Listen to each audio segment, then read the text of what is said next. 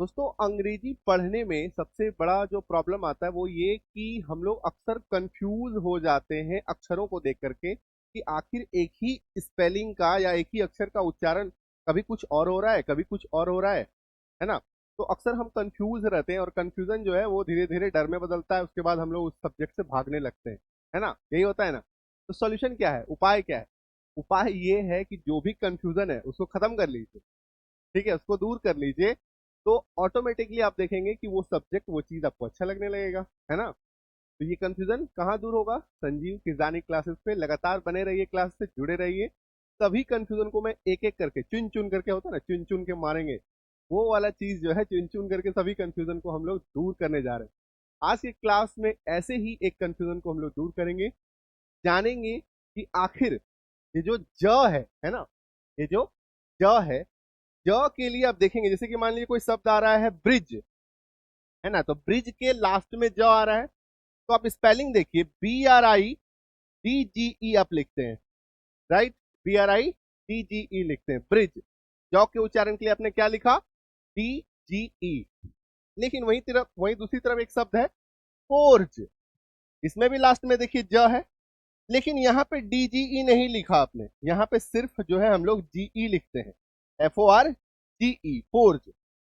मतलब कि किसी स्पेलिंग के लास्ट में अगर ज का उच्चारण आ रहा है तो कभी हम लोग DGE लिखते हैं, तो कभी हम लोग जी लिखते हैं। आखिर ऐसा क्यों, है ना। तो अगर आप इसको जान जाएंगे तो ज से जुड़ा हुआ जो भी कंफ्यूजन है, मतलब जिस भी उच्चारण के, शब्द के उच्चारण के लास्ट में ज आ रहा है, तो वहां पे क्लियर हो जाएगा ना कि DGE लिखना है कि जी लिखना है। एक बार जान गए, कंफ्यूजन खत्म। तो आज की क्लास में इसी कंफ्यूजन को जड़ से दूर करें। तो चलिए शुरू करते हैं और सीखते हैं। और सबसे पहले गणपति बप्पा मौर्य, है ना। चलिए कॉपी कलम निकालिए और फटाफट से लिखना शुरू कीजिए, है ना। देखिए, वॉवेल कॉन्सोनेंट तो क्लियर है ना।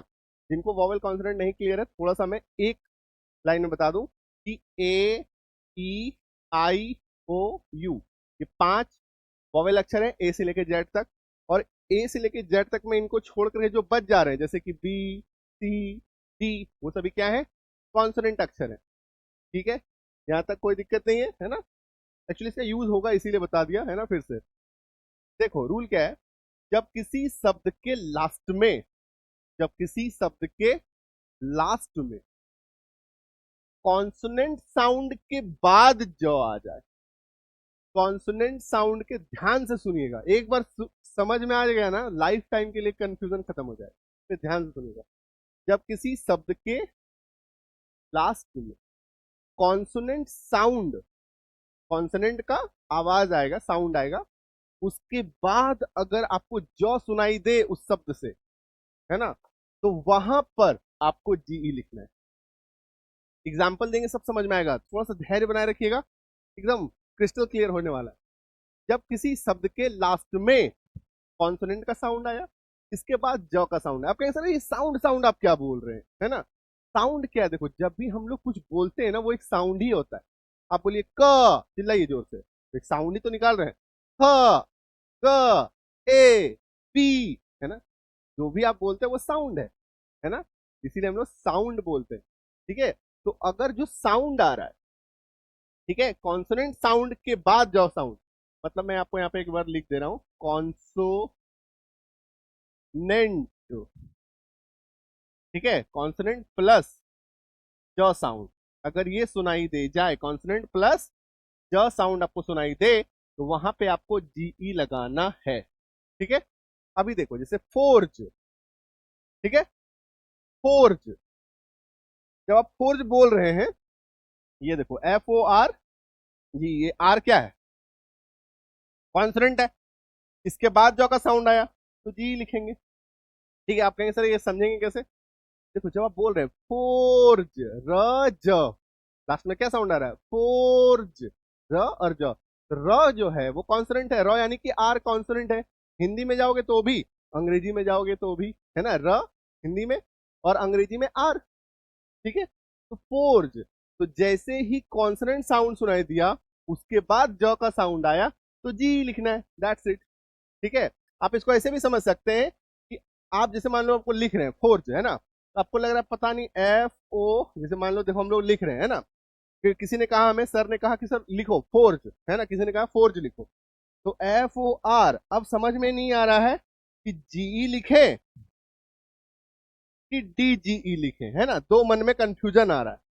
ठीक है, तो फोर्ज, जैसे आप र के पास पहुंचे, अब जी लिखने के बारी है या तो डीजी लिखने के बारी है, तो जैसे ही आपको दिखा करे भैया ये तो कॉन्सोनेंट आ गया, तड़ाक से हम लोग जी लिख देंगे, है ना, तो डीजी तो लिखना ही नहीं है, संभावना ही खत्म हो गया। आई बात समझ में? कोई रॉकेट साइंस नहीं, आसान सा चीज है ना, कि र का जैसे ही साउंड आया उसके बाद ज का साउंड आया, मतलब कॉन्सोनेंट कोई भी साउंड आ रहा है तो वहां पे हम लोगों को जी लिखना है कि नहीं? आई बात समझ में? क्लियर है? जैसे अब लार्ज लिखना है, ठीक है, तो सर ने कहा लार्ज लिखो, अब मेरे मन में कंफ्यूजन आ रहा है कि L A R D E लिखे कि L A R D G E लिखे। लार्ज, चूंकि दोनों का ही साउंड डीई से भी ज आता है, डीजी से भी ज आता है। ठीक है, कंफ्यूजन में आ गए कि क्या लिखना है, तो जाहिर से बात है अगेन से एल ए आर जी लिखे कि डीजी लिखे, अरे ये तो कॉन्सोनेंट साउंड है, इसके बाद जो का साउंड आ रहा है, मतलब जी लिखना है, मतलब कॉन्सोनेंट के बाद आपको जी ही लिखना है, दैट्स इट। आई बात समझ में? कोई डाउट? चलो कुछ और एग्जांपल देखो। अब जैसे चेंज है ना, क्या है? चेंज, सी एच ए, है ना, सी एच ए एन, है ना, चेन। अब जीई लिखें कि डीजीई लिखें? सी एच ए एन डीजीई, है ना, मन में कंफ्यूजन आ रहा है, क्या लिखें? सी एच ए एन, चेन, ज, कॉन्सोनेंट साउंड के बाद ज, तो जी लिखना है। नहीं समझ में आ रहा कॉन्सोनेंट साउंड आ रहा है कि नहीं आ रहा, नहीं पता चल रहा है, कोई दिक्कत नहीं है, लिखते जाओ। चेन, सी एच से च, ए न चेन, अब जी लिखे कि डी जी लिखे? तो एन तो हमारा कॉन्सोनेंट है ना भाई, एन क्या है? कॉन्सोनेंट है, तो जाहिर सी बात है जी लिखेंगे। क्लियर? समझ में आया ना? तो मतलब किसी भी तरीके से चलिएगा, हिंदी से चलिएगा तो भी, अंग्रेजी से चलिएगा तो भी, लिखते लिखते चलिए तो भी, है ना। गलत आप चाह के भी गलत नहीं कर पाइएगा, आप चाहेंगे ना कि हम गलत लिख दें, चाह के भी नहीं लिख पाइएगा, अगर आपको ये लॉजिक और रीजन पता रहेगा, है कि नहीं? आ रही बात समझ में? क्लियर है? चलो नेक्स्ट देखो, जैसे कि प्लंज, मर्ज, सर्च, है ना, अब मर्ज लिखना है, मर्ज मतलब हो जाता है मिल जाना, मिलाना, है ना, तो M E R G E, M E R D G E, बताओ दोनों में से कौन सा सही है, ये या ये? मर्ज का स्पेलिंग क्या होगा, कौन सा सही है? M E R G E या M E R D G E? आप खुद से बोलिए, जाहिर सी बात है। अरे सर, ज साउंड के पहले तो यहाँ पे कॉन्सोनेंट आया ना, तो ये वाला सही होगा, ये तो गलत हो गया, है ना, चाहेंगे ना तो भी गलत नहीं कर पाएंगे। क्लियर है? Doubt clear? चलो बढ़ते हैं हम लोग डीजी की तरफ। डी का एक और हम लोग साउंड देख लेंगे, उसके बाद फिर डीजी पे जाएंगे। ठीक है, एक और इसका ये है, उसको आपको याद रखना है, शॉर्ट वॉवेल और लॉन्ग वॉवेल साउंड, है ना, ये मैंने पहले भी पढ़ाया है, लेकिन अब जो अभी जो नए अभी जो ये क्लास देख रहे हैं उनके लिए मैं थोड़ा सा बता दूं। ठीक है, जितने भी वॉवेल साउंड होते हैं, जैसे ए ई आई ओ यू, ये 5 वॉवेल है ना हमारा, है ना, इसका ना 2 साउंड होता है, एक शॉर्ट साउंड, एक लॉन्ग साउंड। तो कहते क्या है? शॉर्ट वॉवेल साउंड, शॉर्ट और लॉन्ग वॉवेल साउंड। ठीक है, और वॉवेल का उच्चारण बाउल, जो करेक्ट इसका उच्चारण होता है बाउल होता है, लेकिन हम लोग बोलते हुए टर्म्स में चले हुए आ रहे हैं, हम लोग इंडियन प्रोनाउंसिएशन यूज करते हैं, तो वॉवेल ही यूज करते हैं, वो हमें समझ में भी आता है। इसीलिए अगर आपको लगेगा कभी ना अरे सर तो एकदम एग्जैक्ट उच्चारण नहीं बोल रहे, तो ऐसा नहीं है, मुझे आपकी लैंग्वेज में बोलना पड़ता है कई बार ताकि आप समझ सके, है ना, इसीलिए। ठीक है, तो short vowel sound, short vowel sound and long vowel sound. Clear है? समझ में आ रहा है? कंफ्यूजन नहीं होना है, कंफ्यूज एकदम नहीं होना है, सब एक एक चीज तिनका तिनका मैं बताऊंगा, आपके मन में जो डाउट आ रहा है वो डाउट आने से पहले मैं आपको बता दूंगा, इसलिए टेंशन नहीं लेना। ठीक है, short vowel sound, long vowel sound का एक क्लास हो चुका है, जिनको भी देखना है कि शॉर्ट वॉवेल क्या होता है, डिटेल से समझना है ना, पूरा एग्जाम्पल के साथ, तो प्लेलिस्ट में जाएंगे। फ्री इंग्लिश प्लेलिस्ट है, फ्री क्लासेस का एक प्लेलिस्ट है, पूरा कोर्स वो बनाया हुआ है, ठीक है। तो वो आप देख लीजिएगा। आप चाहें तो व्हाट्सएप नंबर है हमारा, मांग लीजिएगा कि मुझे फ्री क्लासेस भेज दीजिए, तो टीम बैठी है वो आपको पूरा प्लेलिस्ट भेज देगी। 9153773478, इस पे मैसेज क्या कीजिएगा, सर मुझे फ्री प्लेलिस्ट भेज दीजिए, यही लिखिएगा, तो भी तभी आएगा, नहीं तो नहीं आएगा। तो फिर आपको कुछ और आने लगेगा, क्योंकि आप सिर्फ हाय हेलो लिख दीजिएगा, तो आपको हाय हेलो का फिर हाय हेलो का जवाब फिर दूसरा आएगा। आपको जो चाहिए एग्जैक्ट बोलिएगा, मुझे फ्री प्लेलिस्ट चाहिए, ठीक है। आप खुद भी ढूंढ सकते हैं यूट्यूब पे, अभी जब देख रहे हैं ना, तो वहां पे जाइएगा, प्लेलिस्ट का ऑप्शन आएगा, होम वीडियो प्लेलिस्ट, प्लेलिस्ट पे जाइएगा, वहां पे फ्री इंग्लिश प्लेलिस्ट जो है आपको दिख जाएगा, फ्री इंग्लिश कोर्स, ठीक है। तो वो ले लीजिएगा। फिलहाल मैं बता देता हूँ लॉन्ग वॉवेल साउंड क्या होता है, क्योंकि लॉन्ग वॉवेल साउंड को हम लोग यूज करेंगे, ठीक है। होता क्या है, जैसे लॉन्ग वॉवेल साउंड में बहुत आसान है, ए का उच्चारण एकार की मात्रा होती है, ए का उच्चारण एकार की मात्रा होती है। इसको आप ऐसे भी समझ सकते हैं कि ए का उच्चारण ए होता है, ये है ना, जिसमें सिंगल एकार की मात्रा आती है। ई का उच्चारण बड़ी इकार की मात्रा, क्लियर है। आई का उच्चारण आई यानी कि आकार की मात्रा के साथ ई। ओ का साउंड ओकार की मात्रा, और यू का साउंड जौ में बड़ी उकार की मात्रा। अब कहेंगे सर ऐसा क्यों, देखो यू का उच्चारण जो है ना वो बड़ी उकार की मात्रा भी होता है, य में उकार की मात्रा भी होता है, अ भी होता है, मतलब एक ही अक्षर का कई साउंड आता है, ठीक है। लेकिन लॉन्ग वोवेल साउंड की जब हम लोग बात करेंगे तो यू का उच्चारण सिर्फ और सिर्फ यू ही होगा, ठीक है। वॉवेल का पूरा लंबा क्लास हो चुका है, हालांकि मैं फिर से एक बार पूरा कोर्स करा दूंगा, है ना, यूट्यूब वालों के लिए पूरा फ्री कोर्स एक आने वाला है बहुत जल्द, ठीक है। तो यू का उच्चारण फिलहाल बस आप अपने माइंड में इतना सेट कीजिए कि लॉन्ग वोवेल साउंड में ए का उच्चारण एकार की मात्रा, ई का उच्चारण इकार की मात्रा, आई का उच्चारण आकार की मात्रा के साथ ई, ओ के साथ ओकार की मात्रा, यू के साथ यो में बड़ी उकार की मात्रा। यहां तक माइंड में सेट हो गया, कोई दिक्कत कोई कंफ्यूजन नहीं होना चाहिए, ठीक है। अब देखो, जब किसी शब्द के लास्ट में रूल, जब किसी शब्द के लास्ट में लॉन्ग वोवेल साउंड के बाद ज का साउंड आए, है ना, लॉन्ग वोवेल साउंड के बाद ज का साउंड आएगा, तो ज साउंड के लिए हम लोग जी लिखेंगे, ठीक है। अभी बोलेंगे कुछ समझ में नहीं आया, एकदम कोई टेंशन नहीं है, नहीं समझ में आया मेरे को पता है, अभी नहीं आया, एग्जाम्पल लेंगे तब समझ में आएगा, ठीक है। तो अब देखो, जैसे कि लॉन्ग वोवेल साउंड, ठीक है, ए जी ई, आपको कहा गया कि एज लिखो, है ना, एज, तो आपको लिखना है एज, है ना, ये पता है, एज लिखना है। अब देखो, जैसे कि मैंने आपको बताया कि ए का साउंड क्या होता है, एकार की मात्रा, इसको हम लोग ये भी बोलते हैं, पता है ना, इसी का प्रतीक है, इसी का प्रतिबिंब है वो, ठीक है। एज हो गया, तो लॉन्ग वोवेल साउंड के बाद ज का साउंड, मतलब जी ई लिखना है, आई बात समझ में। S T A G, stage, एकार की मात्रा लिखा, उसके बाद ज लिखा हुआ है ना, स्टेज, तो जी लिखेंगे। इमेज, है ना, इमेज एकार की मात्रा फिर ज, यानी कि जी लिखना है। लैंग्वेज एकार की मात्रा फिर ज, यानी कि जी लिखना है।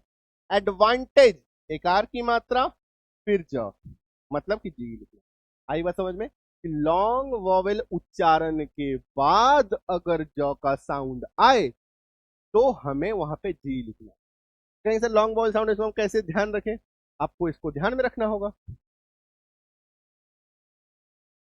ये इतना जो है आपको माइंड में सेट करके रखना होगा, ठीक है, तभी यहाँ पे आप एग्जैक्टली बना पाएंगे। अब कहेंगे सर इतना कैसे याद रखें, आप जब इसमें घुसेंगे ना अच्छे से, सब याद रहने लगेगा, ठीक है। अभी आप बाहर में हैं, बाहर मतलब अभी घुसे नहीं अंग्रेजी में, अंग्रेजी की दुनिया में थोड़ा घुस तो जाइए, फिर सब याद रहने लगेगा। ये सब छोटा छोटा चीज है, मात्रा तो याद रखना ही पड़ेगा पहला चीज, कि बिना मात्रा के हम लोग कैसे काम करेंगे, है ना, बिना मात्रा के उच्चारण तो संभव नहीं है।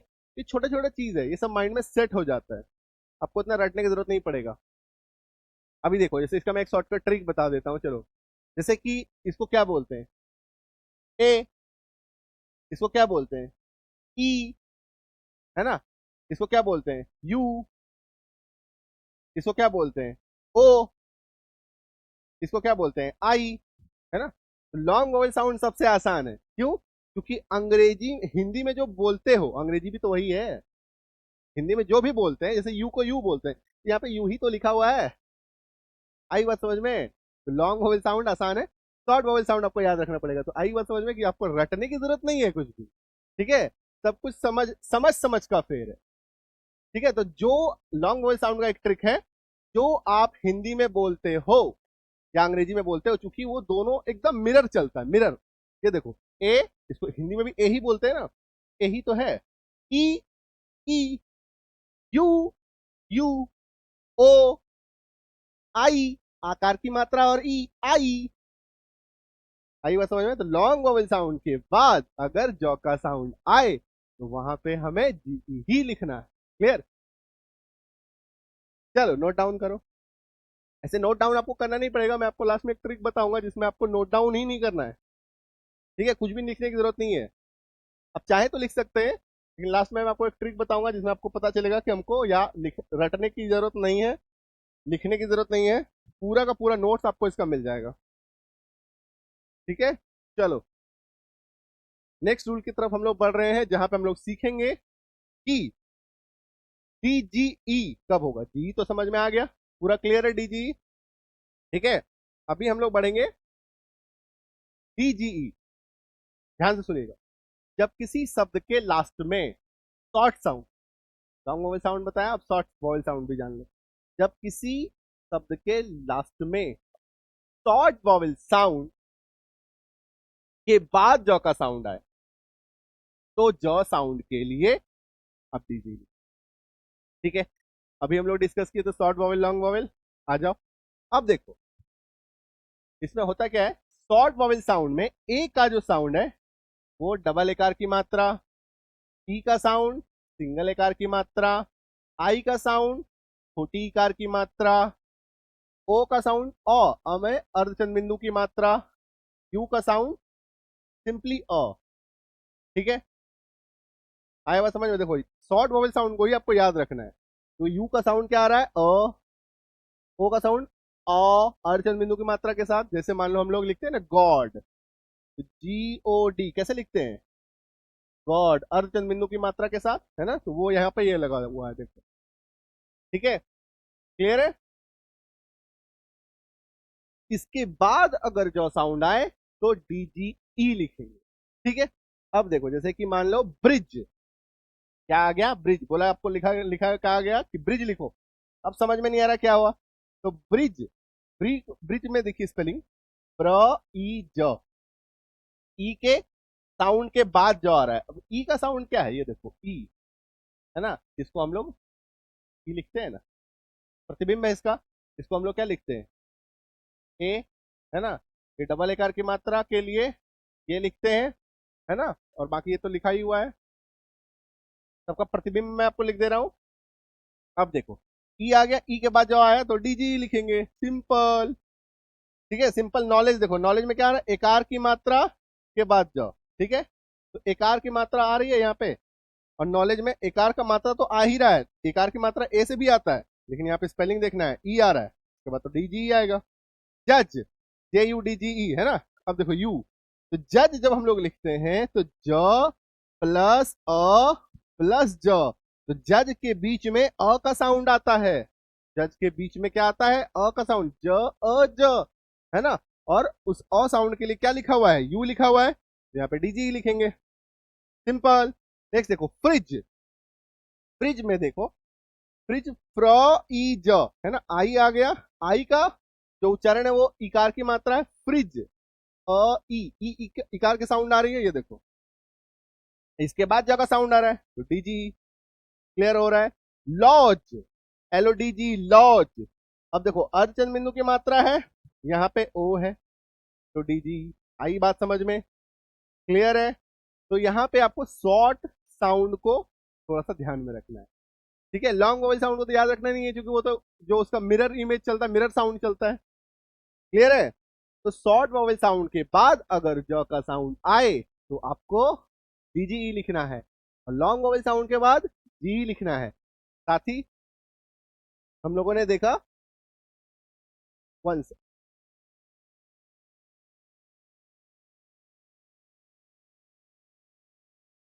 कि कॉन्सोनेंट साउंड के बाद, कॉन्सोनेंट साउंड के बाद अगर जॉ का साउंड आ रहा है तो हम लोगों ने क्या लिखा? जी लिखा। क्लियर है? समझ में आ गया कि ज के साउंड के लिए हम कब जी लिखेंगे और कब टी जी लिखेंगे। क्लियर है? अब जैसे मैंने आपको बताया कि ये पूरा का पूरा नोट्स आप अपने घर पे मंगा सकते हैं। वो कैसे होगा? वो ऐसे होगा।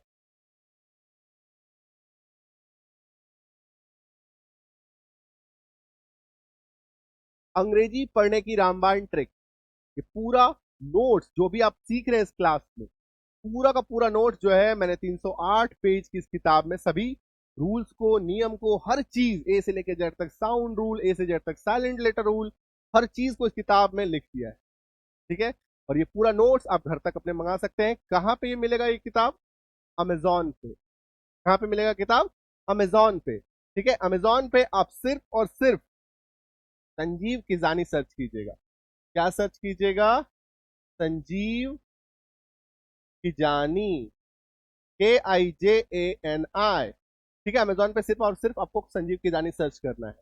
कुछ नहीं समझ में आए तो 9153773478 इस नंबर को सेट सेव कर लीजिए संजीव किजानी क्लासेस के नाम से, और इस नंबर पे व्हाट्सएप कर दीजिए और लिखिएगा व्हाट्सएप पे कि मुझे किताब की लिंक भेज दीजिए, मुझे किताब चाहिए।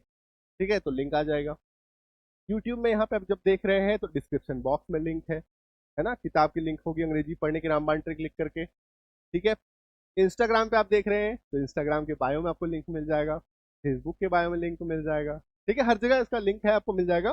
कुछ नहीं समझ में आए इस व्हाट्सएप नंबर को सेव कीजिएगा, बोलिएगा मुझे किताब की लिंक भेज दीजिए, भेज देंगे, है ना? किताब को आप यहाँ पे ऑर्डर करेंगे, अपना एड्रेस अच्छे से भरिएगा, अच्छे से भरिएगा, फोन नंबर अच्छे से भरिएगा, नाम, केयर ऑफ, है ना? कुछ लोग अच्छे से एड्रेस नहीं भरते हैं तो किताब उन तक पहुंच नहीं पाती है, वो प्रयास करते रह जाते हैं, किताब नहीं पहुंच पाती। इसलिए एड्रेस पूरा लिखिएगा, अपना लैंडमार्क वगैरह अच्छे से मेंशन कीजिएगा एड्रेस में। ठीक है? किताब घर पहुंचेगा तब पेमेंट करना है, कैश ऑन डिलीवरी की भी फैसिलिटी अवेलेबल है। ठीक है? तो जो भी समस्या आएगा, सब आपको कुछ भी पूछना है, प्रश्न आएगा, इस नंबर पर व्हाट्सएप कर लीजिएगा और ये किताब जरूर से जरूर अपने घर पे मंगाइए। ठीक है? ये लाइफ चेंजिंग बुक है। लाइफ चेंजिंग मतलब एक जनरेशन बुक है। आप पढ़ेंगे, आपके बाद आपके छोटे भाई बहन कोई भी पढ़ सकता है घर में, आप किसी को गिफ्ट भी कर सकते हैं। This is the best gift. ठीक है? तो ये चीज है, वो ऐसा किताब, ऐसी किताब है जैसे कि आजकल ऐसी किताबें आती है जो हम लोग साल भर भी नहीं पढ़ते, है ना? वो फेंक देते हैं। रीजन क्या है? अगले साल सिलेबस चेंज हो जाएगा, और इसका कोई सिलेबस नहीं, ये पूरा कंप्लीट सिलेबस है जो कभी चेंज नहीं होगा, है ना? और ये आपको किसी किताब में मिलेगा नहीं। ठीक है? क्योंकि इतनी बारीकी से आज तक अब पढ़ाते नहीं है, कहीं कहीं ये पढ़ाया ही नहीं जाता, सिखाया ही नहीं जाता। ठीक है? इतने अंदर तक आपको घुस करके कोई समझाएगा भी नहीं। इसीलिए इस किताब में हर चीज है, आप जरूर से जरूर सीखिए और अंग्रेजी पढ़ने को अपना स्ट्रांग कीजिए, स्पेलिंग ठीक कीजिए। एक बार स्पेलिंग ठीक हो जाएगा ना तो सब कुछ ठीक हो जाएगा। अंग्रेजी पढ़ना सबसे पहला स्टेप है। हम लोग सबसे पहले अंग्रेजी को पढ़ना सीखते हैं, फिर लिखना सीखते हैं, फिर समझना सीखते हैं कि आखिर जो अंग्रेजी में लिखा का मतलब क्या है, अर्थ क्या है। इसके बाद बारी आएगी ग्रामर की, अंग्रेजी बोलने की। जिस दिन आप अंग्रेजी समझने लगेंगे ना, आप अंग्रेजी ऑटोमेटिकली बोलने लगेंगे। आपको कोई स्पोकन कोर्स अलग से ज्वाइन करने की जरूरत नहीं पड़ेगी, है ना? तो हमारा जो कोर्स है, हम लोग भी स्पोकन बैच कराते हैं। ठीक है? तो उसमें हम लोग एक्चुअली में, वो स्पोकन बैच उसका नाम है, लेकिन एक्चुअली में वो अंग्रेजी समझने का कोर्स है, इंग्लिश अंडरस्टैंडिंग कोर्स। ठीक है? तो उसको आप ज्वाइन कर सकते हैं और ये पूरा कोर्स भी आप कर सकते हैं, कंप्लीट लर्निंग कर सकते हैं। हमारा एक कोर्स है इंग्लिश रीडिंग स्पेलिंग कोर्स, उसको ज्वाइन करके मात्र 45 घंटों में आप कंप्लीट लर्निंग कर सकते हैं। अपनी जिंदगी से 45 घंटे निकाल करके बस मुझे दे दीजिए, सब कुछ सीख जाएंगे। ठीक है? और कोई भी डाउट हो, आप हमारे क्लासेस में डाउट सपोर्ट भी होता है। तो आपको कुछ पूछना है, समझ में नहीं आ रहा, हर एक इंसान का अपना पर्सनल डाउट होता है, तो आप डायरेक्टली व्हाट्सएप पे मुझसे कनेक्ट होकर के पूछ सकते हैं, सर मुझे ये डाउट है। पर्सनल डाउट, हर इंसान का पर्सनल डाउट अलग अलग होता है ना? तो कॉमन डाउट नहीं, आपका पर्सनल डाउट मैं खुद क्लियर कराऊंगा। ठीक है? चलिए मिलते हैं अगले क्लास में, ऐसे ही धमाकेदार क्लास के साथ, धमाकेदार टॉपिक के साथ। और ऐसे अमेजिंग क्लास के लिए क्या करना है? सब्सक्राइब और फॉलो कर लेना है, और अपने जो near one dear one loved one है उनको जरूर से जरूर इस क्लास को शेयर कीजिए। और पढ़ते रहिए। Thank you. All the best.